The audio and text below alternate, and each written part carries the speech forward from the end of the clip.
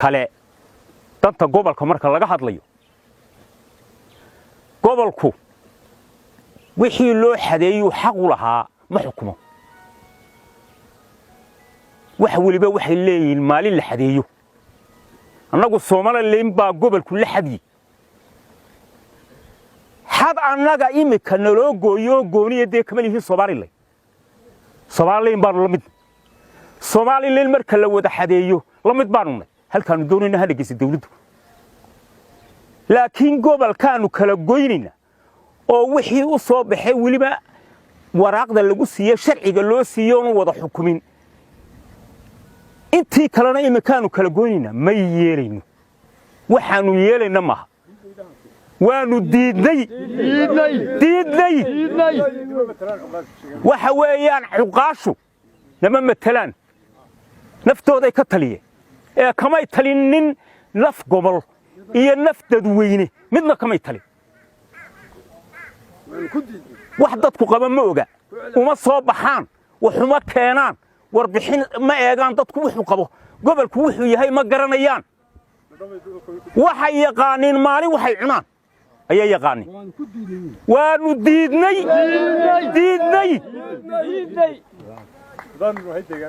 haddii aanu nahay deegaanka gobolka oo dhan xukuumad diidnay waanu diidnay tan aan wada lahayn Soomaaliland xaday aanay wada lahayn oo annaga nalagu bixiyo ma ogolin aan ka baxsano qodo mid waxaan leeyahay ummaddu waa Soomaaliland qarankuna waa Soomaaliland waxaan qaranka Soomaaliland ku soo bixin xuduunta gobolada degmada hayn balgobada ma qaadan karo mana yeelayno ma qaadan karayno ina kaayna waxa la afraday iyo afar aqalo dhig loo doorsiyo beelada inta nabada ma matalaan gobolka hawd gobolku wuxuu ku go'ayaa oo halka hadla doonaysa tagaya marka jeceshahay marka kala xadaynta gobolada qaranka Soomaaliland ku soo baxaan la mid baan inta ka horeysa afraday lama matalaan namana goyn karaan wasaaradna ka yeelimayna qarankana ka yeelimayno ma yeelayno iyadoo cabashadii hore wajibto gobolku intuu lahaa aan ku shaqayn oo ku kala haray maanta inta soo hadhay arabaa caynka ay dhibaan ku rajaraya ma yeelin cid kale lama matash waxaan kaga baxayaa alxamdulillaah rabbil caalamiin baaqaygana la tixgeliyo halkana waxaan ka salaabayaa xildhibaanada gobolka hawd loo doortay ee baaqa hor noogu soo jeediyay nabadaynta iyo wacyigelinta gobolka hawdna dhex maraya iyagana waa ku mahadsan yihiin mar labaad waxaan aad ugu dardaaraya waa dadka maanta idin hadlaya waa soo guurtadii gobolka hariiska kala yimid maaha cid kale dadkaasi waa dad baay hayso gudida abaaruhu ha isu taagto ha ogaato cid wala tuulaha baasina waan ka hadlaya meelaha kale gobolka xukuumada waa laga hadlaya dee xukuumaddu ma ay ku mashquulsho xulunta kala goynta gobolka hawd xukuumaddu waa taa calanka iyo nabadaynta aan ugu hoos joogno maxaa loogu mashquuli waayay dadka abaaraysan ee hoos loogu eegi waayay ee loo tixgelin waayay hayaanka ee baabuurada lagu caawinayay maxaa iyagana afkooda iyo deeqooda loo eegi waa lagu caawinay inta gobolka iyo kala xidta xulun lagu xudurayo waxaan qaranka timirta Soomaaliland iyo madaxweynaha iyaga kaahin baleeyahay yaan lagu mashquulin gobol xintii maanta abaara la joogaa boqolkiiba 90 toban baa ka magaala 190 kale waxay ku maqayn waa nafku dir 190 ka xukuumadda hoos u eegto meel kasta ay joogtaba hay ku kala sheegi maayo laakiin qaranka Soomaaliland ka misay kamidi halka waxaan ka baxaya wasalaatu wa salaam alayhi sallallahu alayhi wa sallam xilibadana aad bal ku mahadnaqay inay xaq darro tahay kala iyadoo kala xadaynta gobolada iyo degmooyinka la soo saaray mooyana inaanay wax aliyaalo wax ka soconaya jirin gobolka hawd waa la jaraya tuulayaasha laga jarayo iyo ilaa qalax in kastoo ay tahay anagu aan waxay gudoomiyay tuulada habaasweyn suurtagal ma noqonayso mana ogolin gobolka hawd baanu nahay hadaan run sheegayno ina kaahin waanu sheegayno wasiirka arrimaha gudaha waxaanu leenahay xaq darrada ka daa dalka xaq darrad ku haysaa run ilaahay baa jecel waxaanu leenahay ma suurtagelayso waxaan ka soconayn halla iman dalku kala xadayn buu leeyahay kala xadayntii sharciyada ahayd ee caadiga ahayd oo munaasabka marka soo saarto hawd wuxuu yahayna waa laga dhigi hargeysa waxay tahayna waa laga dhigi asaymaka ma suurtagelayso waxaan u sheegayaa madaxweynaha qaranka dhammaan wasiirka arrimaha gudaha nimanka leh arab baanu nay oo waxaanu ka talinaa sharciyada dalka waxa weeye niman xad gudbay iyada oo dalku uu ka baxay axdi qarameed loo gudbay hab dastuuriya iyo kala dambayn madaxweynuhu afkiisa ku yidhi sharci dejintu waxay soo saartumaa sharciya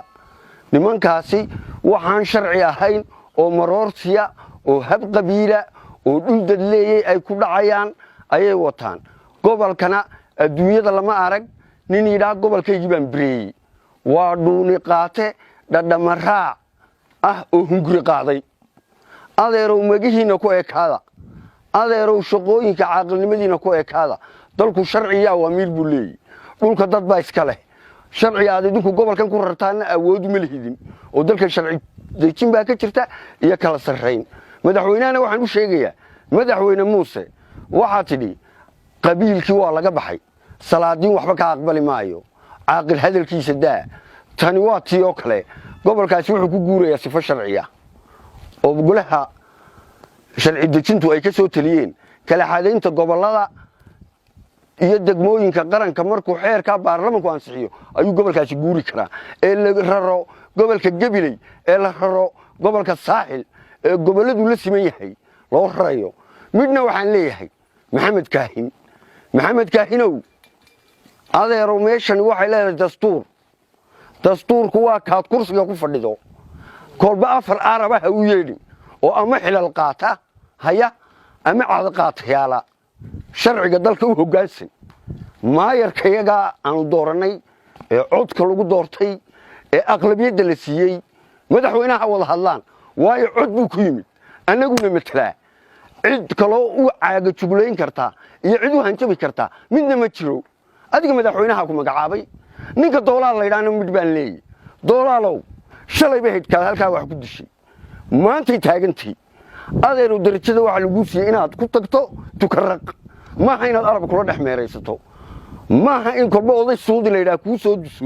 uu ku yidhaah dhul baa inoogu jira dhulkaa oo hebel baynu u loogaynaa adeer sharci maaha arabna waxaan leeyahay dhallinyaradeeda waar dalka idinkaa le gobolkana idinkaa le hargeysa hal degmaa laydinku sheegaa iyo degmo dhifaadh bay tuuyaa oo la yidhaah 31 May iyo Axmed Dhagax awooddiinu gobolka hawd bay taallaa awooddiina ayaana cadaqaatayaashu idinku jebin sharciyadda ayay ka gudbin wasalaamu calaykum anigu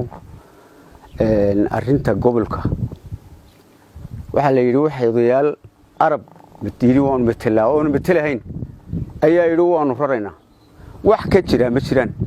gobolka hawd marka la xadeeyo gobollada ee samawanaag waxaan leeyahay samawanaag beligubadla noqoto faraweyne beligubadla noqdo la xadeeyo wixii la rarayo waa la rari karaa mid walba halkii loo garto ayaa la geyn karaa inta ka horeysa ee xasan aadanku aanu ogolayn beligubadle wax ka soconaya ma jiraan sida ay tahay u taala ay u oolayaan taas waa ka qodobka labaad waxa weeyaan magaalada la soo rarayay iyo dadka la soo rarayay la keenayo gobolka hawd waxa weeyaan dhulka dad baa iska leh degan sharci bay leeyahay faylal bay samaysteen dhul banaani ma jiro mid balood walba cid qof ba iska leh dad kale aanu keenaynaa ma soconayso waxa sheegteen wax ka jira ma jiraan assalaamu calaykum salaam waraxmatullaahi wabarakaatu waxaan ku bilaabayaa hadalkayga beenaalayaasha isu soo duubabka u soo qaatay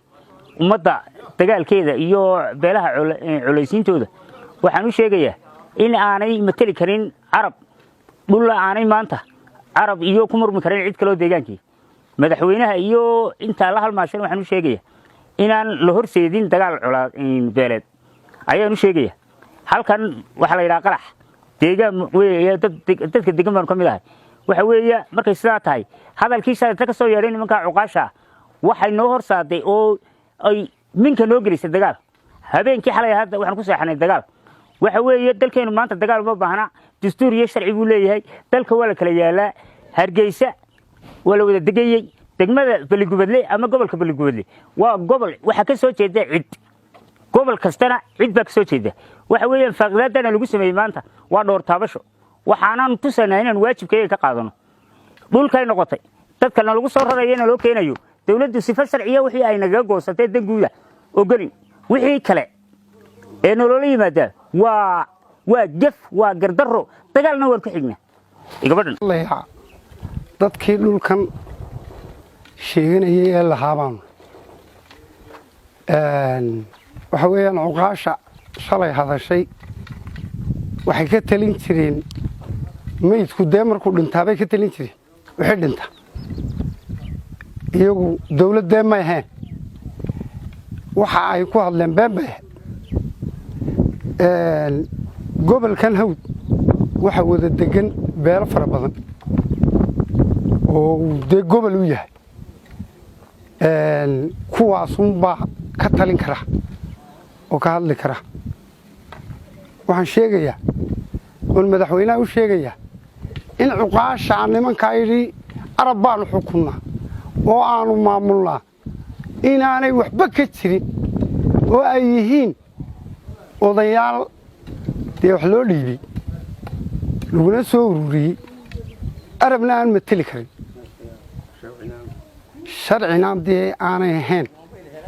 oo sharciga dee dawla haysta gobolka hawd gobolladu dee lamidii marka la raro ee la xadeeyo caasimadda iyo gobollada la xadeeyo ayuunbaa isagana la xadayn karaa oo halka gobollada la geeyo